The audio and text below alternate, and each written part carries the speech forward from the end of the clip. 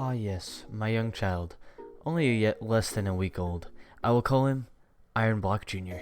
This PC has been a great project of mine for over a year and a half, and I'm glad to say that I have finished it successfully without ruining any of my parts. My PC is running in a Thermaltake Core 6, hence the name Iron Block, and it is composed of the low-end but does the job AMD Ryzen 5 1600, which really gets the job done. Even though I cheaped out of getting the 2500, it was still a good buy.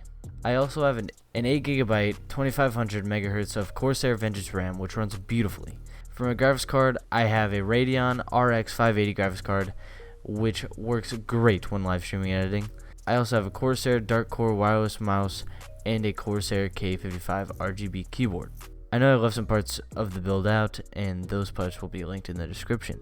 On to Cinebench. In Cinebench, my graphics card excelled with 92.55 FPS, and my processor was average at 1093 CBs, which is better than what I was expecting.